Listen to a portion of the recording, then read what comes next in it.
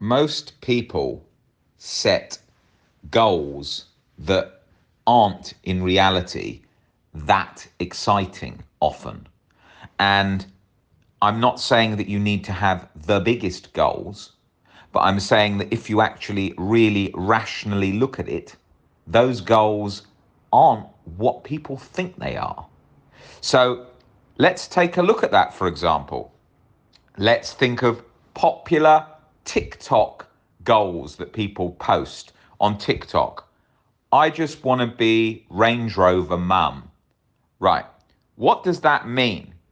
That means I want to have a bigger car to show other mums, particularly at school runs, I am doing well. Usually that means taking out expensive finance to pay for the car. It usually means buying new cars and the car depreciating in value a lot. And I'm not saying there's anything wrong with a really nice, comfy car with the music on, traveling to places, and the nice experience of it all if you're driving a lot of places. I completely get that. But you've got to ask yourself, frame it like this. I've got one life as a human on this rock in outer space, and I want to be big car mum. It ain't that exciting, but you can understand why people choose it. They may have never had a car, and so they think, having that car will solve all my life problems. When I was about 18 suffering with OCD, I used to think in my head, if I only had what the thing I want at that time is, then I would be happy forever and ever and ever, which is not true. Let's think of other TikTok things. If I just had my nose looking like the filter on my TikToks or like an Instagram model, I would be happy forever. Again, zoom out.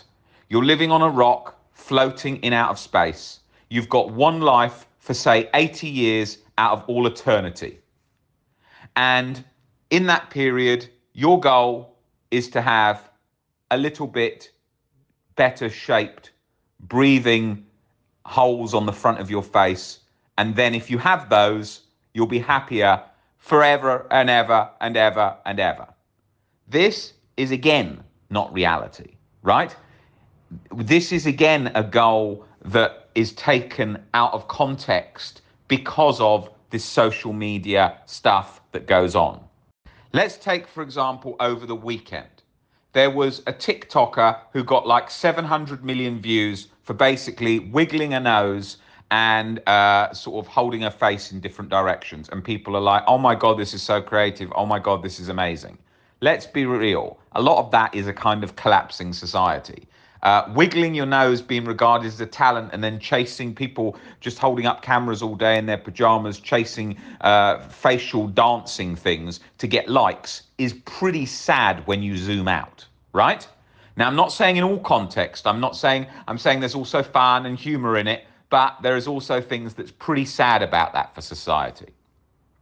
Now, if we then look at other goals of people today, I want to sit in my bedroom and play computer games all day long and make funny sounds with my one life on this planet in outer space, which is what a lot of streamers want to do. I'm not knocking streaming. I'm saying it's great, again, comedy, humor, fun for people when they've got the time to do that, and it makes a living for people. I completely get that, right? And it's an experience which is shared with other people around the world. You're all connecting and playing game. I get that. It's fun. I'm not knocking that, right? But when you really zoom out, if these are the big goals, are they that exciting in the scheme of life? Right? Are they? And when we're often young, these things appeal to us, and there is no harm in that. I partook in loads of stupid kinds of fun things when I was young. And we all still do as humans, browsing TikTok and so on. We all still do that. However, we've got to look at those goals zoomed out. Think of a lot of people's goals that are there. I want big TV in the room. What's that? Big box in the room, bigger than the other one. Can you still watch it? Yes. No, I want bigger one because then people will look at it and go, wow, you have a bigger one. And also, I can have the cinema at home a bit more and I want to spend more time on the couch eating and watching Netflix. Usually, The really exciting things that people want in life take discomfort, right? People think like, oh yes, watching the nice TV at home with chips balanced on your stomach is a nice experience. It is. I do it at times. I've done it a lot of times. In COVID, I did it a lot, right? But when you actually look at it, most people's goals aren't that. In general, most people's goals that require hard work and a bit of grit tend to be these, and I'm going to list them, okay?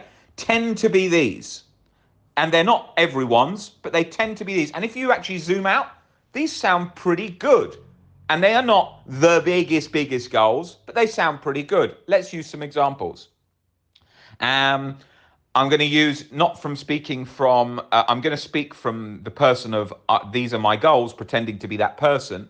Not that these are my goals particularly, but as in if I was that person.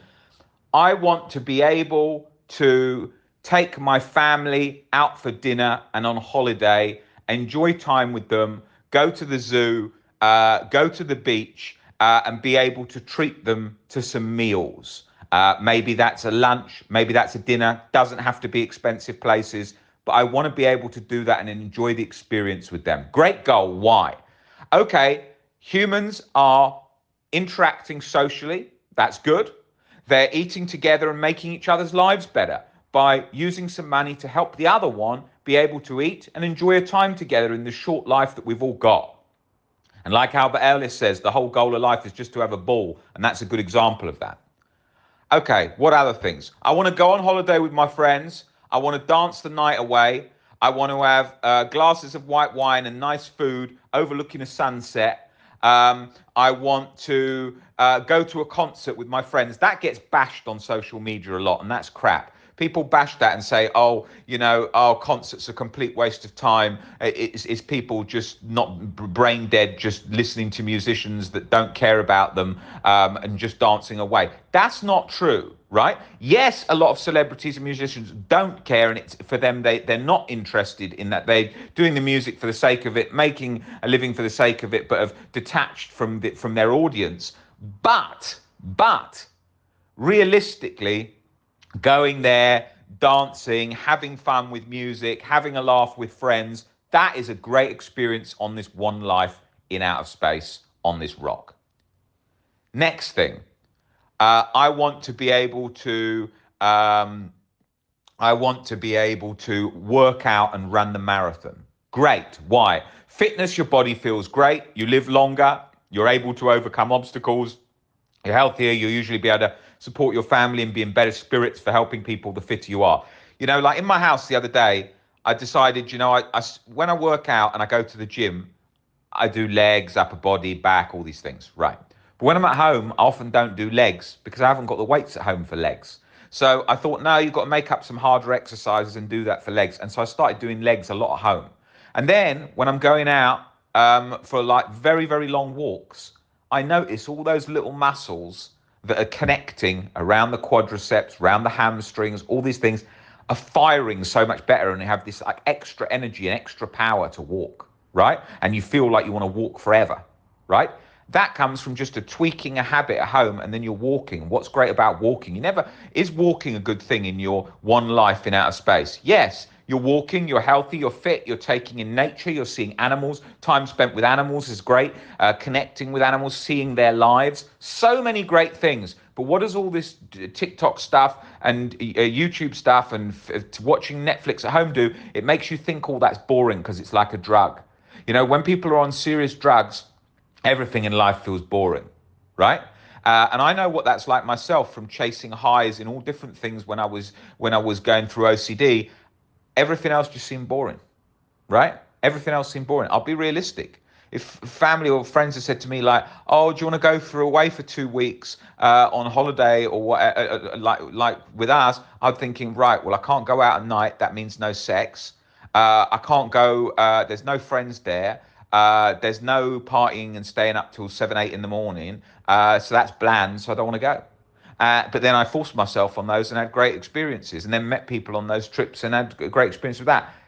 You've got to be careful with things that turn your mind to the other things bland. Connecting with animals, connecting with nature, always good. Right, One life in outer space. What can you do? Goals, learning things, great.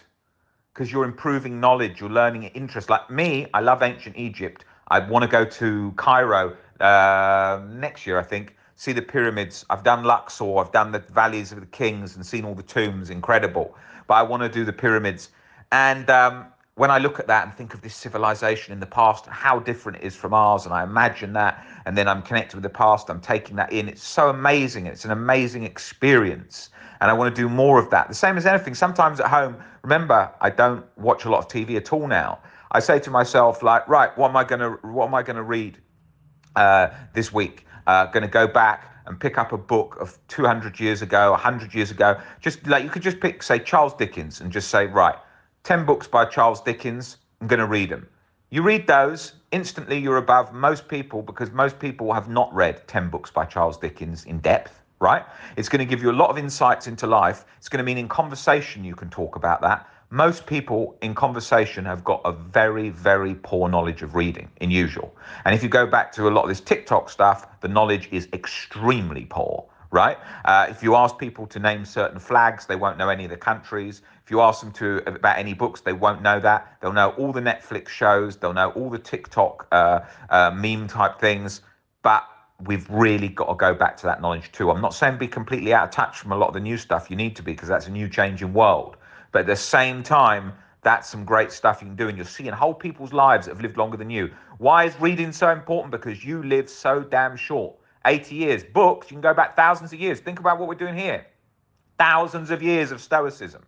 That's why you're getting better. Thanks to the inherited knowledge from people thousands of years ago. Do you know, when I walk down the street and I look at a building and I think, fucking hell, I am lucky that my great, great, great, great, great, great, great grandfather's friend or relative has built this building, right? Yeah, because all of our great, great, great, great, great, great grandfathers, friends has built a building, right? When you walk down, you go to a museum, thanking our great, great, great, that they put those things in a museum. They kept those things. All of it's inherited. You're sitting on this phone. I'm inheriting this knowledge from the people who built this phone. They built this phone. They've made my day possible. I'm sitting in this chair. Someone invented this chair. Someone put this chair together. Someone invented the chair. Everything around me, my whole existence, is all inventions and work of people in the past. Most people don't think about how much our life is about just getting the job done, getting things fixed, building things, the excitement of making things. What I've realized is even people that are bored, very, very bored, not interested in anything, you give them things to be interested in, you get them into roles, you see them completely change. I can tell you many calls I've had with Nick on a call where Nick said to me, I've got somebody with OCD, they're really, really bad, Rob, they're barely functioning and they're barely talking. Can you come on the call? And I come on the call. And we talk and we discuss things and we break down things and we talk back and forth, me and Nick. And then they see, hey, look at the interaction between Rob and Nick, having a laugh, having a joke, engaging in life. It wakes them up, okay? It wakes them up. And then we start getting them involved in life, finding common ground. Nick is very good at finding common ground. Lots of interest, lots of things, passionate about many things. A lot of people aren't passionate about many things. You can find that. One life, outer space, on a rock. Is it really, I want to be Range Rover mum? I want to be guy on computer games in the dark, dimly lit room, making funny sounds to a 12-year-old boy in another country for a joke and a like. We've got to be real about this. I have people come on calls to me that say, how's your dating going? I've had a lot of DMs. No one gives a fuck about DMs when they're on the deathbed. You're never going to meet anyone on their deathbed and go, yeah, I had a lot of great DMs. Forget it. It's a cop-out. It's coasting. It's not interacting. People are scared of interacting because of phones. If you go out and talk to people, people want to talk. If you go out and ask people for a date, most people do want a date. You might not be their match, but most people do want a date that are single. Most people are frustrated that they haven't got a partner, right? So if you speak to them, you might be their partner. All these things you've got to think about. Life has got a million opportunities, more than a lot of the things we think are goals, but when we actually zoom out, they're not that exciting.